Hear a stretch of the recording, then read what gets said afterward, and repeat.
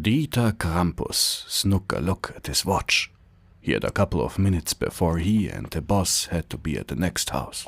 He ducked around the corner of the house they had just left, where he couldn't be seen, ignoring the sounds of children wailing coming through the wall. When he had first started his job, that sort of thing used to bother him. Now it was just a background noise. He set down his sack of birch switches and stood up straight, stretching the kinks out of his back. There was a series of muffled cracks and momentary relief from the tightness. All in all, this was a pretty good gig. But Dieter had to admit it was harder on his body than it used to be. There had been a time when he could stay hunched over all night without even feeling it, even with his knees bent backwards. But he wasn't as young as he used to be. In another 70 or 80 years, he might have to consider retiring and handing his part of the operation over to one of his kids. None of the boys seemed all that interested, but his middle daughter Liselle had always been enthusiastic, and Lord knows nobody could swing a switch like her. He leaned his head from side to side, stretching out his neck, and was rewarded with a couple of more popping sounds. A task that was aided significantly by the weight of the enormous horns growing out of the top of his head. He'd be happy to shed them in a couple of days. Yes, they itched like the devil as they grew back in, but he couldn't imagine hauling that weight around all year. Krampus! His thoughts were interrupted by his counterpart calling him to the next house. It didn't matter how long they had worked together, the boss was always formal. That was one of the things Dieter liked about him. Predictability in an uncertain world. Still, Dieter was getting tired. It had been a long night. He let out a grunt as he bent over and picked up his sack. He must have groaned a little louder than intended, because the saint called out softly to him again, this time with a little encouragement. "Time for some schnapps, don't you think, Herr Krampus?" Say what you will about the boss. Nobody understood the concept of carrot and stick better than he did.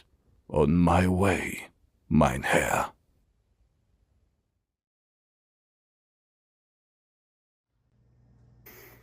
Okay, clearly we are in the festive season, so today we are making a Pawnbroker's cocktail.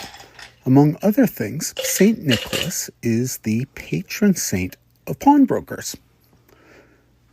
And we're going to start with 2 ounces of apple brandy.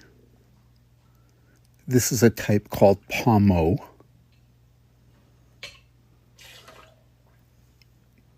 It looks really nice, actually. And for the festive part, we're going to go with 1 ounce of something called Goldschlager. Oh, come on, there we go. That would have been embarrassing.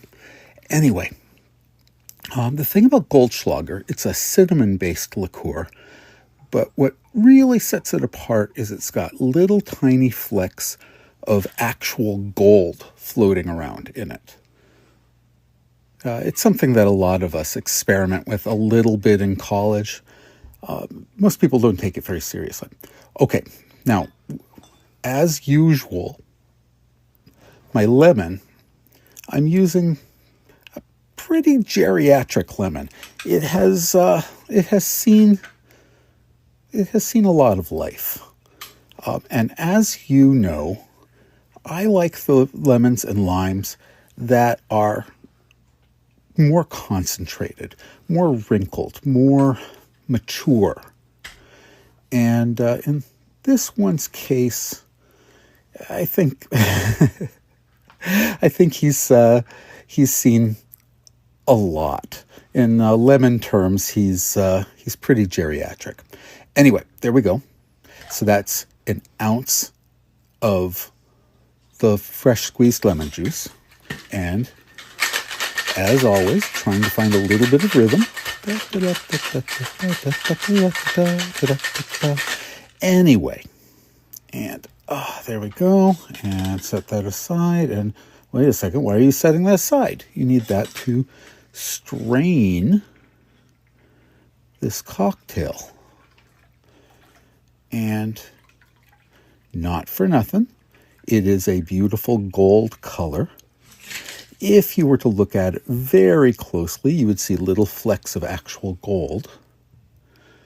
And, it's there. Oh, yeah.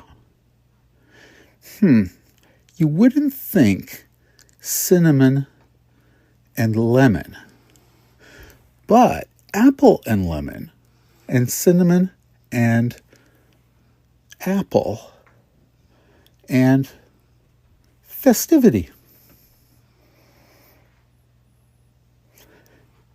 And many happy returns of the holiday.